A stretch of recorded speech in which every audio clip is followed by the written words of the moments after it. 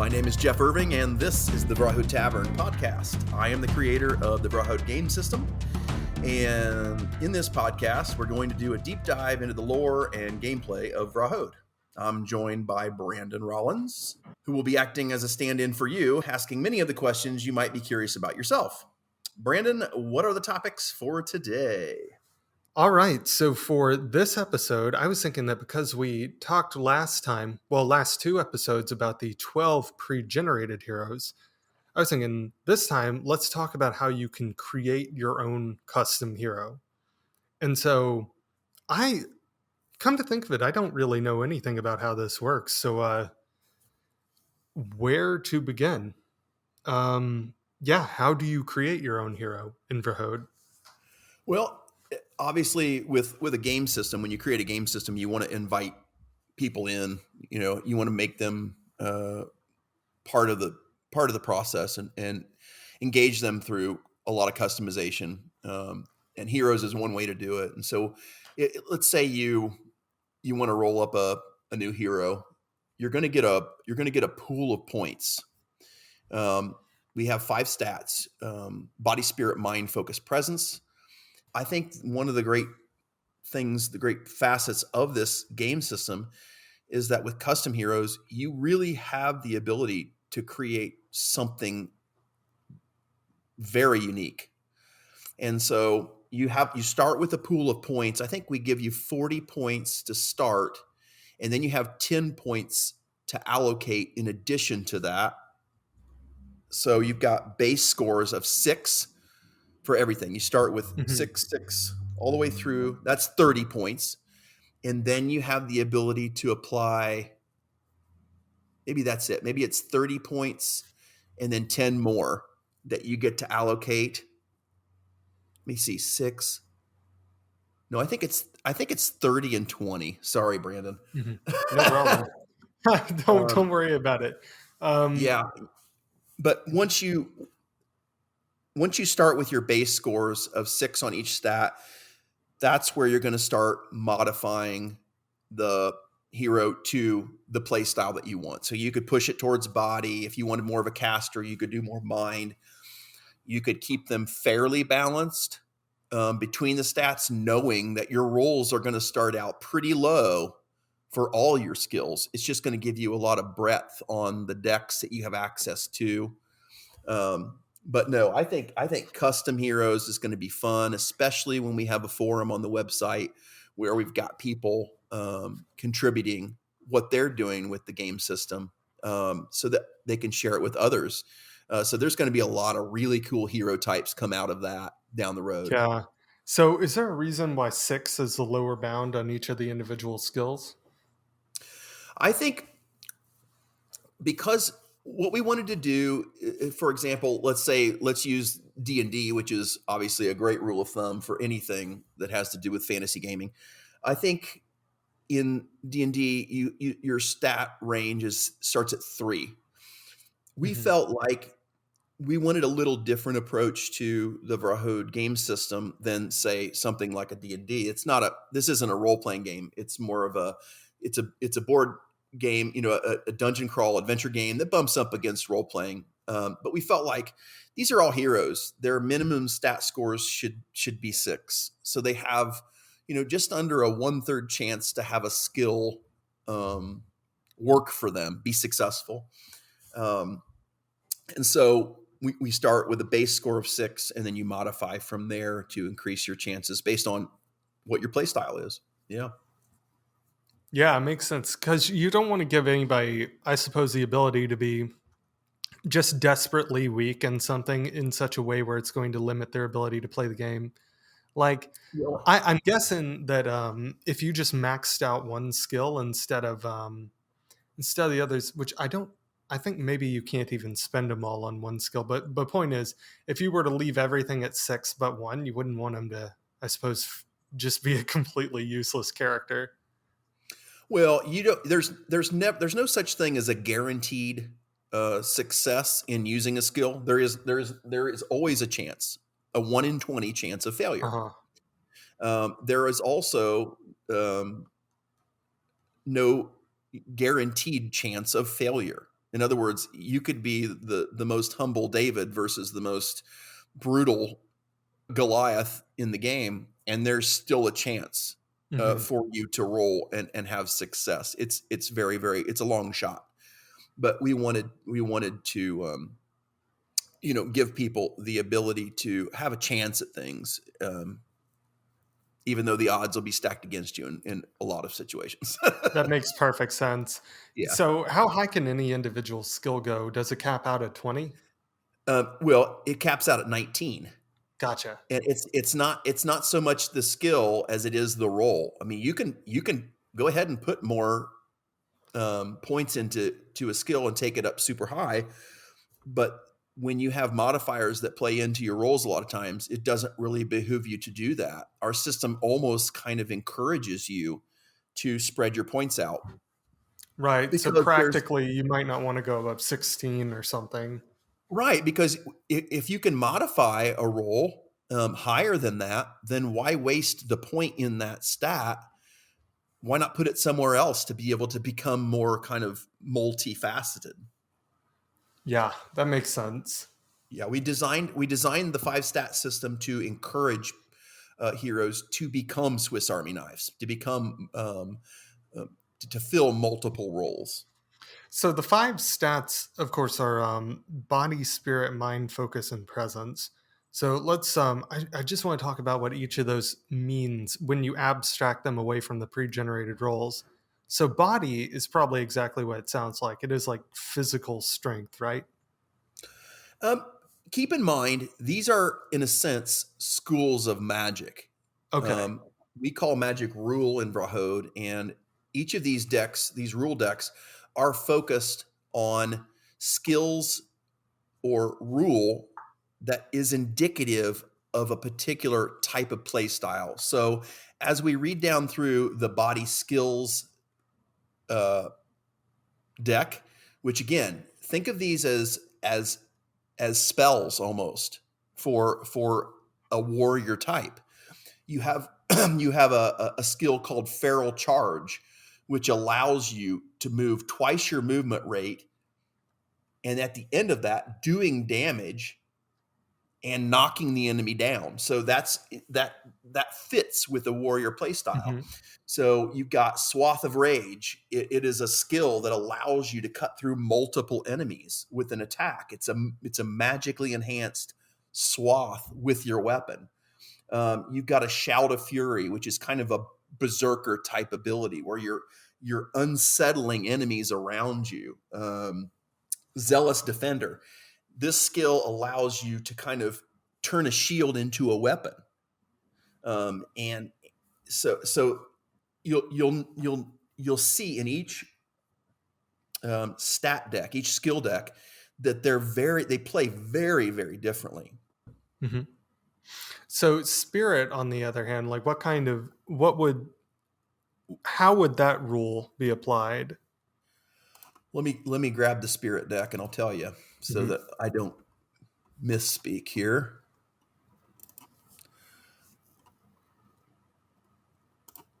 Okay, so looking at the spirit deck, Brandon, this is a deck that's about healing.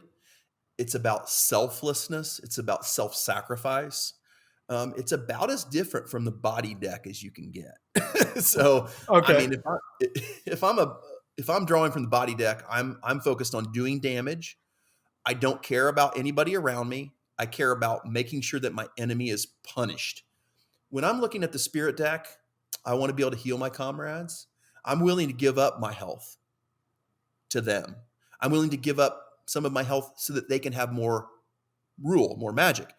So we've got like righteous aid as a skill, spiritual mending, which gets rid of, let's see, I've got divine rebuke. This is one that it does damage to enemies within 2 spaces. So it's like a short ranged kind of, but again, it's kind of spiritual based, anointed armor. So you're blessing your armor to give you greater protection. Hmm. So yeah, a lot of things like that. Selfless flow. That's a skill that lets you give someone else more rule, more magic, by giving up your own health. That's really interesting that you're saying that this kind of you're telling story through mechanics and through the actual skills that you use too. And I don't suppose that's that surprising. It makes sense for the mechanics of any game to kind of reinforce the theme and what you're doing. But I'm I'm now finding that this feels a little bit different than what you would find with most RPGs, where the skills are actually kind of abstracted out from what they actually mean in the world. We hope so. We hope so. I mean, the main thing is we want combat to be very fast and fluid, Mhm. but we also want it to feel attached to a world, and that there's lore there, that there's that it's well thought out. Meaning behind the actions, yeah. Yeah. So, what about the mind skill deck? What kind of stuff can you expect to find in there? I'm going to pull it up so I don't misspeak on Sure. it. But the mind deck, I designed the mind deck with the idea of uh, someone that wants to just nuke from afar. So, like we have a skill called Falling Stars. It's an overland skill. You can only use it outside, but it drops meteors on people. There was a similar spell in D&D, but I liked that one. It wasn't one that you saw very often in play. So I kind of Mhm. modified a version of that for us. Concussive Blast, we have one that's kind of like an area of effect around an explosion type effect. Magical armor, mages are traditionally soft targets. They can't wear a lot of armor.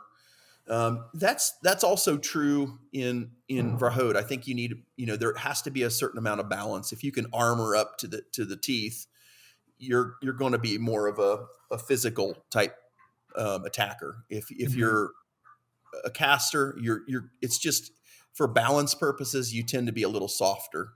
You Yeah, know, it wouldn't be so great if you could attack from afar and you were also really strong against any attack. You could just defend well. Um, yeah, that would make things quite difficult because, first of all, it's hard to actually reach them to hit them in the first place. And then it's like, well, once you reach them, you want to actually be able to do a lot of damage. absolutely. And the other thing we really tried to do with the mind deck is to really put a lot of thought into the versatility of what you know magic using classes mages bring to the battle is kind of a tactician's edge. And so we have they can become incorporeal and basically vanish and move about at will. We actually even have a skill called tactician's edge, which allows, if I'm using this skill from the mind deck, I can actually switch the position of two of my allies in a battle. So if I've got a warrior that's stuck in battle and he's getting just pummeled, but I have a nice off tank or a rook, I've got another hero, I can switch those two. I can actually put the rook where the warrior is in the battle and pull the warrior out to a safe distance so that he can be healed. I mean, these are the things that mages bring. They bring kind of a puzzle solving aspect to Hmm. complex battles, and that's one of the things that um, we wanted to bring to this deck. And then, there's other classes, interesting classes that touch this mind deck, like the Dreamcatcher, for example.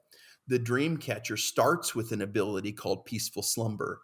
And because the Dreamcatcher is so focused on sleep, this skill that they have allows the group during rest phase to disregard restless sleep cards, which heal a little bit but not much, but to treat those as restful sleep, where we recharge our rule, we actually heal physical health, and we get rid of fatigue.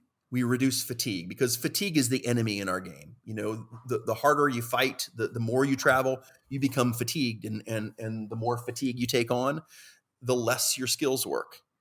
And so this peaceful slumber, it might seem like a very simple skill, but it's oh so beneficial when you've been beaten up. Very, yeah, that's really cool. I'm just thinking. So if I were to max out, say, the focus skill tree instead, what kind of things could I find in the focus skill deck? Let's look at the focus deck here. I will pull Mhm. it up. Okay, so again, one of my favorite decks. This is one that Yeah. came on late. This is going to be focus is going to be divided between serving kind of that archer type, because Mhm. archery skills require great focus, but also kind of the martial artist and roguey side of things too. So if I'm drawing from the focus deck, I've got an indoor invisibility. When I'm working with the shadows here to become invisible, be able to move around undetected. Um, I've also this plays into that Athakul race discussion we had about Mhm. blood, blood fueling the magic of the Athakul.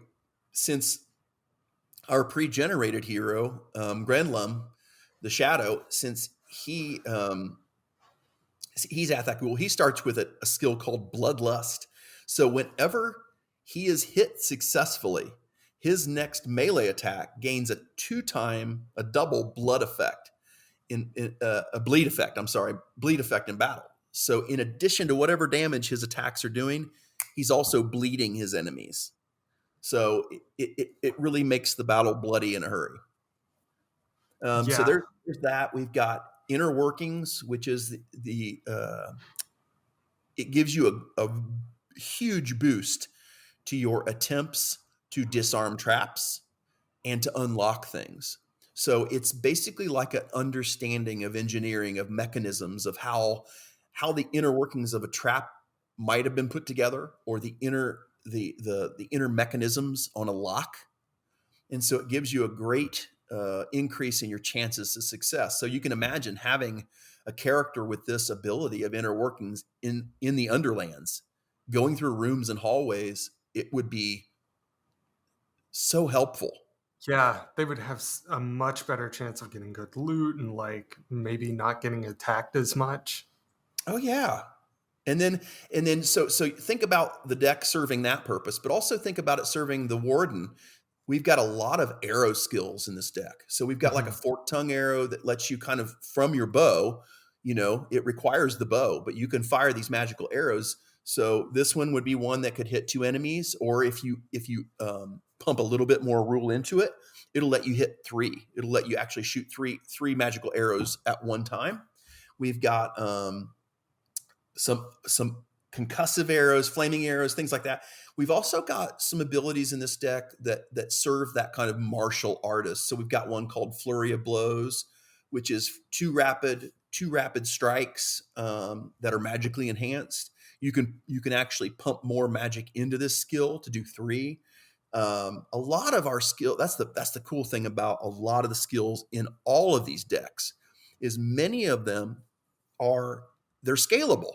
So if you want, you can spend one rule to to do a skill. But if you want to increase the ability um, of that skill, you can add another rule to it, and there's going to be more text on that card that tells you what does this skill do when I actually put two rule into it. And so Mhm. you get a lot of really cool gameplay. So, every time you spend through your allotment of rule for the day, you have to rest to regain it, right?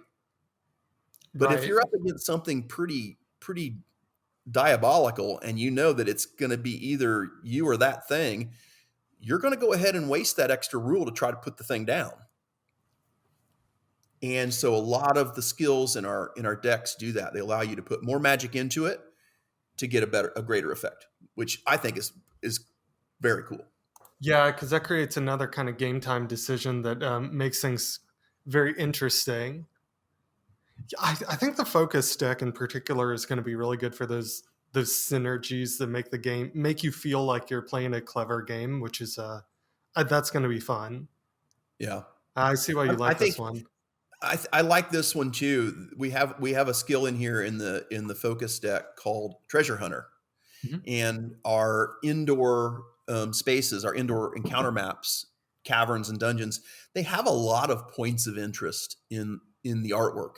They're just little squares where there's a little bit of, maybe there's a like a drain hole, or some discarded bits of cloth Hmm. laying on the ground.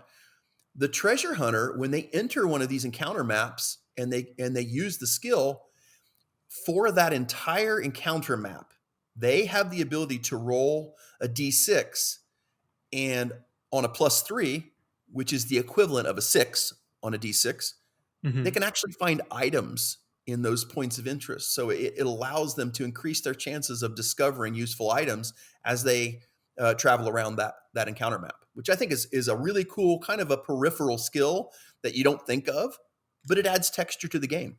It does, and it's one of those things that's like you don't know exactly what you're going to get when you draw, but you know that if you improve your odds of getting something good, then like that could change your gameplay in positive ways that you can't quite predict. And as long as you're really good at rolling with the punches, I mean, that could be a very good thing. It definitely tilts the math in your favor, and that's really Yes. what this is we've done a lot of math here in the background. And everything we do, every map we create, every deck we build, there's a spreadsheet and there's math, that's involved. We don't want you to see it. We don't want you to have to worry about the math. But we want your game experience to be rich because of the time we put into the math.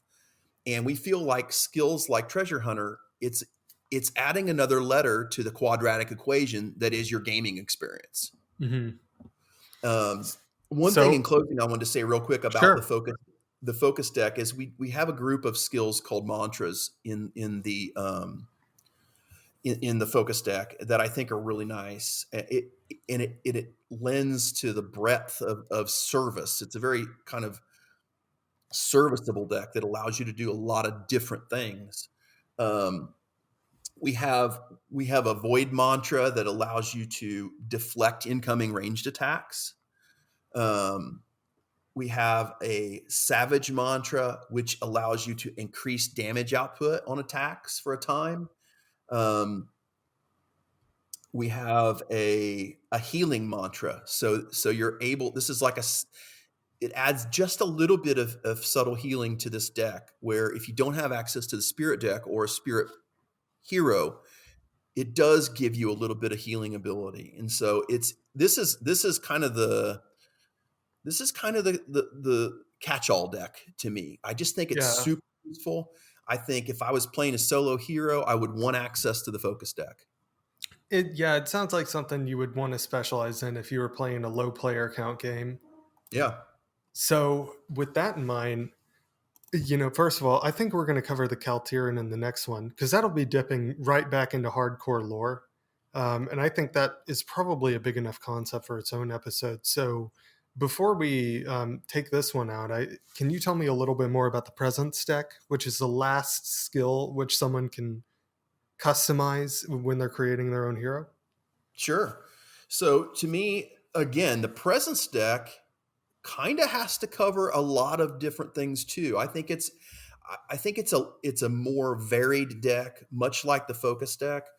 Um, I think presence has a lot to do with illusion, really. I think Hmm. it's a lot about misdirection and confusing the enemy. Like we have one called confused allegiance, which it forces a target enemy to attack a secondary enemy instead of you. So it's like you're messing with their mind. But then we also have it's serving our siren. Our siren is drawing from the presence deck, right? Because it's the presence of their voice in the battlefield that is their weapon.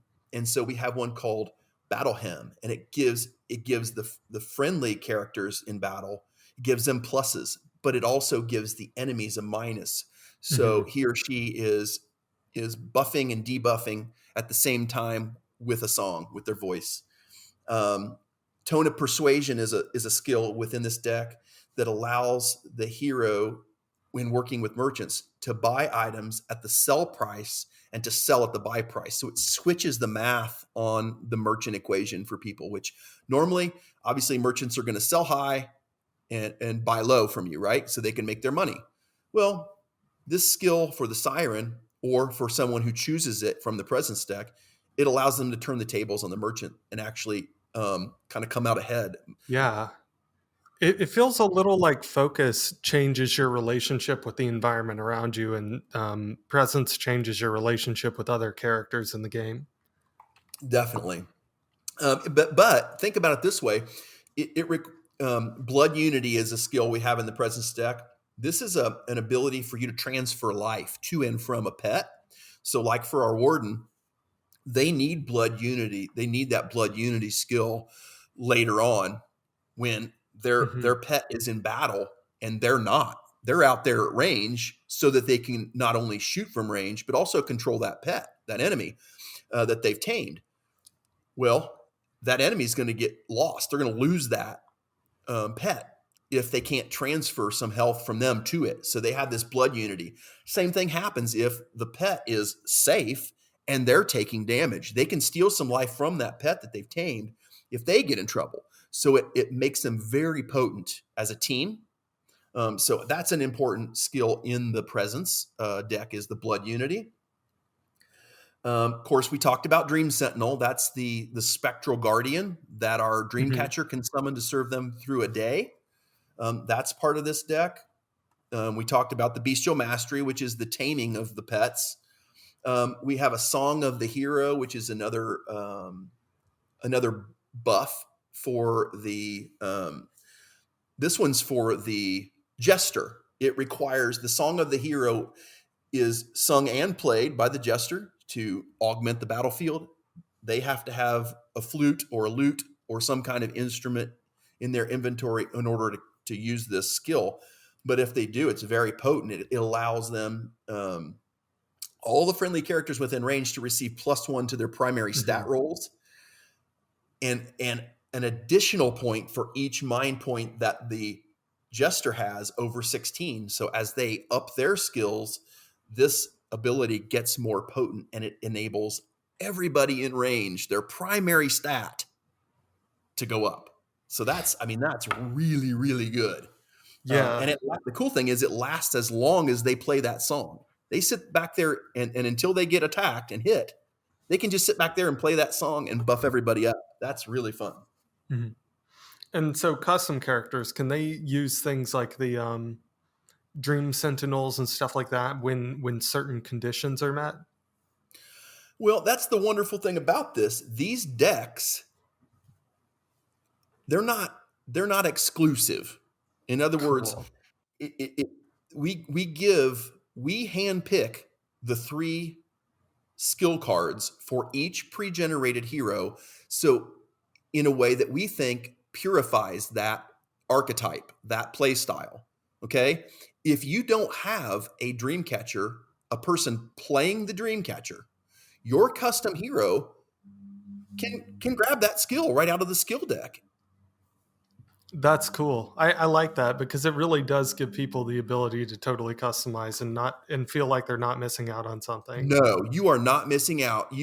But just know this. Just know that we intentionally limit the number of cards that are there is only one Dream Sentinel card in that deck. There is only one Bestial Mastery card in that deck. So once someone has selected it, whether it be the pre-generated hero or the custom hero who just happened to want to use that skill, then that's it. That's all that group can take on. Because if we put multiple cards of those, then you're going to have all these people with all these pets and all these Dream Sentinels. It doesn't make sense, because what we want to do is force group unity and asymmetry in our parties. We don't want to just have everybody say, okay, we're going to see what it's like for us all to play Wardens. Well, no, you're not.